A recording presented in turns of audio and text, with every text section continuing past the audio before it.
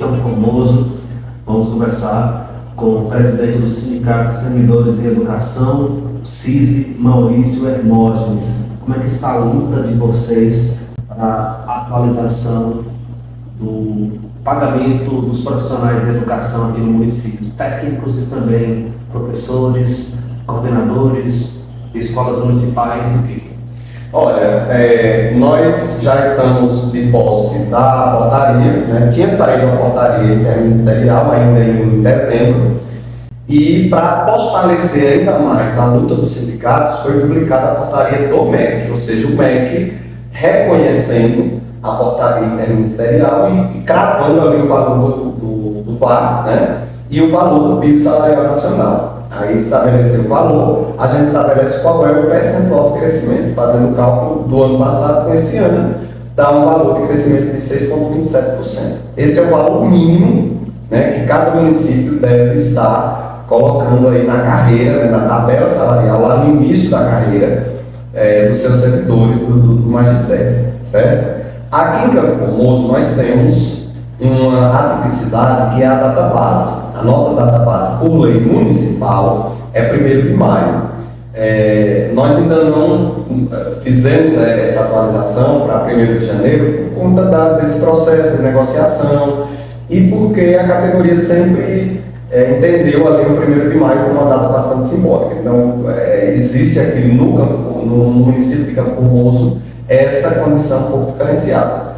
Então, a gente já está com tudo preparado.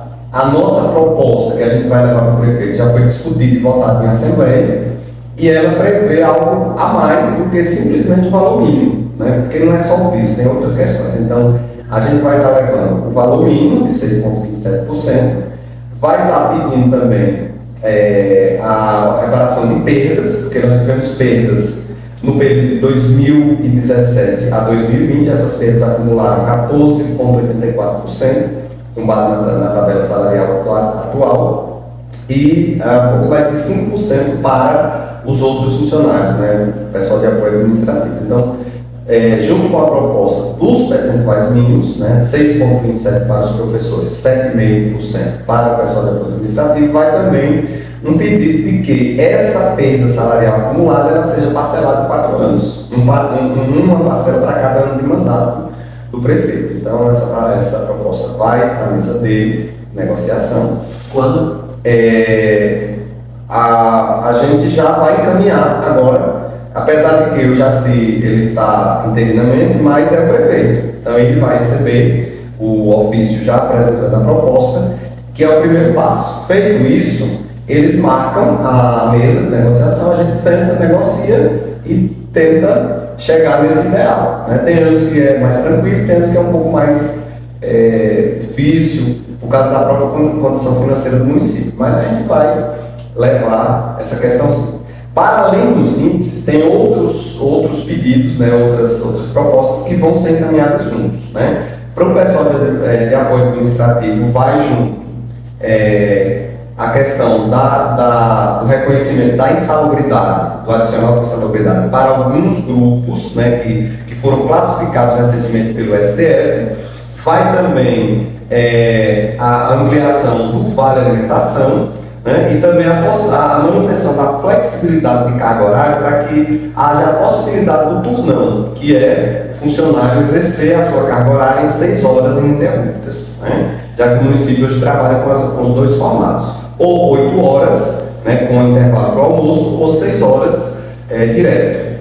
Então essa proposta vai junto. E para os professores, além do percentual mínimo do piso nacional, mais o percentual da perda acumulada, vai também o pedido de cumprimento de 1/3 da carga horária para atividades extra-classe, ou seja, é um período que o professor tem direito de ficar fora do convívio com os alunos. Ele vai fazer o planejamento, a elaboração de atividades, correção de atividades, ou seja, atividades que fazem parte da sua rotina de trabalho, mas não são executadas na presença dos alunos, porque na hora que o aluno está ali, a prioridade é ele. Não dá para o cara estar atendendo os alunos e fazendo o planejamento. Então, ele sai da sala, vem outro professor para o lugar dele e ele vai ali fazer o seu planejamento dentro da sua carga horária. Porque o que é que está acontecendo? Muitos professores têm que fazer essas atividades fora da sua carga horária. Como é trabalho e ele não recebe hora extra, a gente tem muito colega que madruga aí preparando aula, preparando atividades, corrigindo, por aí vai. Então, essas atividades elas têm que ser incluídas dentro da carga horária regular dele. Nesse sentido, por que está a luta de vocês para que o município de Campo Formoso realize um concurso público, até mesmo para, de alguma forma, contribuir nesse sentido de facilitar a vida do professor, que além de trabalhar no ambiente escolar, também leva atividades para realizar em casa? Verdade, eu estava ali agora na abertura da jornada pedagógica, aproveito para parabenizar toda a equipe da Secretaria de Educação da Gestão do Município pela belíssima recepção que fizeram ali, pelos palestrantes, por toda a programação, muito bonito mesmo. E eu estava olhando para a plateia, né?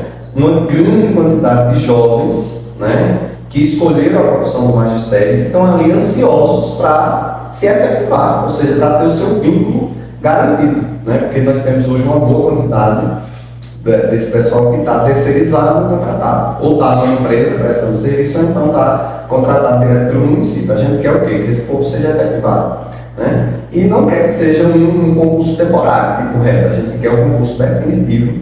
E nunca o município esteve tão preparado para fazer, e nem nunca esteve tão necessitado de fazer. E eu digo preparado por quê? Porque fez o dever de casa. Fez remoções, né, mudou os professores, realocou os professores. Então hoje o município conhece cada vaga que ele tem no seu interior. Ele fez aí a escolha de gestores por método meritocrático. Então ele sabe que ele vai ter uma equipe de gestores escolares que vai estar cumprindo o período que foi determinado. Ele fez os enquadramentos, que foi o quê? Conceder mais 20 horas para professores que só tinham 20. Hoje não tem mais professor do município que queira ter 40 horas e não tem. Todos que querem têm. Só está com 20 horas no município ou quem não quer ou quem não pode. Quem não quer é aquele que está satisfeito com 20 horas e quem não pode é aquele que já tem 20 horas ou 40 horas em outro município, no estado, aí não pode acumular. Né? Mas preparadíssimo para isso. E também a necessidade. Tem que colocar mais gente para contribuir no IPCF, senão o IPCF vai começar a ficar deficitário novamente, ou seja, o que entra não vai ser suficiente para cobrir a despesa que está saindo. Tem que fazer reposição de equipe gestora, porque as equipes gestoras só pode ser professor do quadro, não pode ser contrato, e aí a quantidade de professores do quadro está diminuindo e você vai ter dificuldade. E o pessoal de apoio administrativo também precisa de concurso. Por quê? Porque a quantidade de efetivos hoje é muito pequena e você precisa repor esses quadros justamente para permitir que aconteça um turnão, né? Em relação aos professores, para que a gente possa garantir a eles essa questão da reserva técnica, essa questão do texto da carga horária. Então você precisa de mais gente ali para poder funcionar a coisa de maneira satisfatória. Outro grupo bastante importante que vem da demanda da sociedade são os cuidadores. Hoje, se você tem uma criança que tem necessidade do acompanhamento de um cuidador, vai ter que ter um cuidador. E o município hoje tem uma imensa quantidade de cuidadores. E como a gente sabe que o quadro de crianças com esse tipo de necessidade, ele tende a se estabilizar ou até mesmo a crescer, você vai ter uma demanda desses profissionais. Então é interessante que se crie também essa carreira dentro do município do cuidador, aquela pessoa que vai para ali cuidar daquela criança e permitir a ela uma aprendizagem de mais qualidade. E, como eu já disse, IPCF. O IPCF hoje está entrando mensalmente um valor bem significativo, que o município está pagando o do servidor, o que sai do nosso contra-cheque está sendo repassado, a parte patronal, ou seja, a parte que cada município está sendo paga, e ainda tem o parcelamento da dívida anterior. Então, nesses últimos 4 anos, entrou mais de 100 milhões no IPCF, certo? Então, não dá para você fazer um investimento desse e depois deixar o fundo ficar deficitário. Então, o que entra hoje está cobrindo as despesas e sobrando. Só que se continuar esse quadro de servidores efetivos diminuindo e não entrando novos servidores para contribuir com o IPCF, você vai ter um quadro em que daqui a pouco o que está sendo colocado dentro do IPCF não é suficiente para cobrir a despesa e você tem que tirar da poupança, tem que tirar do investimento do IPCF. Presidente Maurício, como é que está a situação também em relação a precatórios para os profissionais da educação aqui de Campo Formoso? Como vocês estão lutando aí para que haja o pagamento dos valores? Olha, está caminhando, né, a passos bem largos, né? Só para ter uma ideia, o precatório do Estado da Bahia, que ainda tem algumas parcelas sendo pagas, ele foi dado entrada lá em 2003, 2004. Então ele levou aí mais cerca de 20 anos para chegar na fase de execução. O precatório de Campo Formoso, o processo que realmente se concretizou e que andou, ele teve a sua trajetória iniciada em 2017. Então, se o município receber e repassar esses valores agora em 2025 ou em 2026, como há uma boa previsão, você vai ter tido o que aí? 7 anos, 8 anos no máximo de prazo entre a entrada do processo na justiça e o pagamento, a concretização do precatório. Então é tempo recorde, então por isso que é passos largos. As últimas decisões que nós tivemos, ambas da 13ª turma, que fica lá no TRF1 em Brasília, foram favoráveis ao município de Campo Formoso.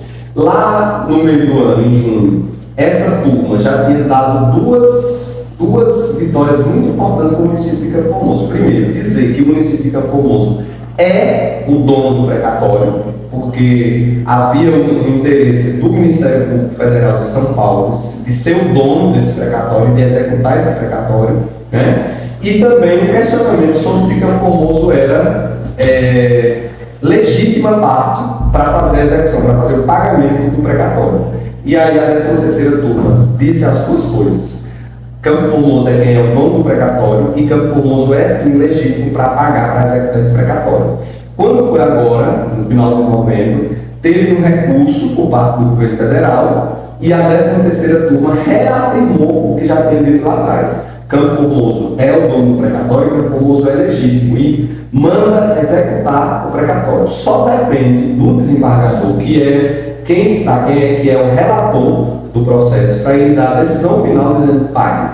Forma-se o precatório, pague. Certo? Que aí a gente vai entrar numa nova fase, que é de colocar esse valor dentro do orçamento federal, que pode entrar de forma suplementar, pode entrar de forma regular, só que aí só para 2026, ou pode haver a necessidade de um acordo, a possibilidade de um acordo entre o município e o governo federal. Só que nesse caso o município tem sempre que abrir mão de algum percentual desse valor. E quem é que tem direito a receber o pagamento do precatório? Todos os professores que atuaram na época do funcionamento, né, no período de execução do Fundef, né, que é 1998 a 2007. Todo mundo que atuou no município de Campo Formoso nesse período, não importa se foi concursado, não importa se foi terceirizado, não importa se foi contratado, tem direito. E esse direito ele é dado pelo tempo e pela carga horária, é proporcional ao tempo e à carga horária. Então, se o camarada trabalhou um mês com 20 horas, ele tem direito a um mês com 20 horas. Somente professores? Somente professores. Só professor. O 60% ele é destinado por lei exclusivamente aos professores, certo? Não importando o vínculo.